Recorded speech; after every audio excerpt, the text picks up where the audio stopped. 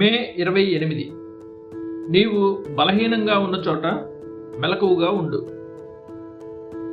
ప్రేమ, కనికరం, స్వయం త్యాగం లేదా పరిశుద్ధత యొక్క శక్తి ప్రస్తుత దినాల్లో ఉన్నంత తక్కువగా ఎప్పుడైనా ఉన్నాయా? ఈ మధ్యకాలంలో ఆరాధనకు సంబంధించిన చిన్న చిన్న విషయాలపై అనగా ఆచారాలపై అధిక శ్రద్ధ చూపబడుతుంది. కానీ చిన్న బిడ్డను అంటే క్రైస్తవ్యం యొక్క ప్రధాన విధులను ఎవరు పట్టించుకుంటున్నారు?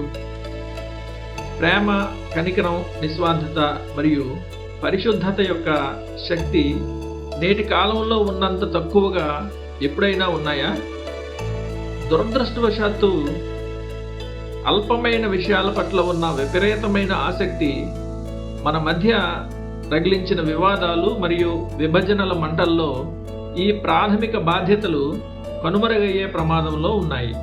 నీవు ఏ విషయాల్లో బలహీనంగా ఉన్నావో నీకు తెలుసు కాబట్టి ఆయా భాగాలలో నిన్ను నీవు కనిపెట్టుకోవడానికి ప్రత్యేక శ్రద్ధ వహించు. ఒక నగరంలో ఏ భాగం బలహీనంగా ఉంటే అక్కడ అత్యంత బలమైన కాపల అవసరమవుతుంది. మన శరీరంలో కూడా అత్యంత సున్నితమైన భాగాలను మనం కప్పి ఉంచుతాం. నీ ఆత్మీయ నిర్మాణంలో ఎక్కడ ఏ చిన్న బలహీనత కూడా లేనంత దృఢంగా నీ కృప ఉండడం అనేది చాలా అరుదైన విషయం. ఈ విషయంలో నా సలహాను గమనించు. నీవు అత్యంత బలహీనంగా ఉన్న విభాగాన్ని అతి జాగ్రత్తగా పహారా కాయి. నీ తల బలహీనంగా ఉందా అంటే నీ వివేచన అని నా ఉద్దేశం.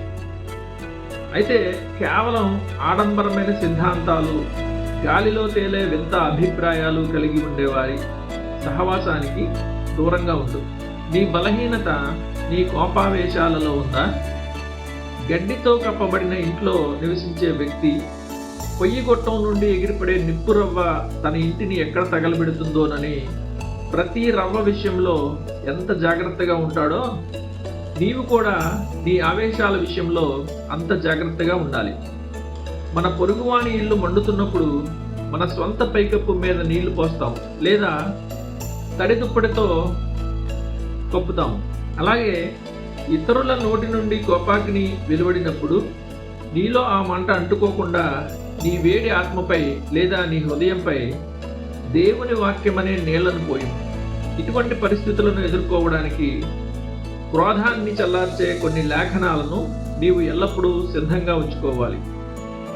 ఇటువంటి నివారణ చర్యలు అపవాది చేసే ఏ దాడి నుండైనా నీ ఆత్మీయ గృహాన్ని భద్రపరుచుకోవడానికి నిన్ను సమాయత్తం చేస్తాయి. శత్రువు ఓడించబడినప్పుడు కూడా నీవు ఇంకా స్థిరంగా నిలబడే ఉంటావు.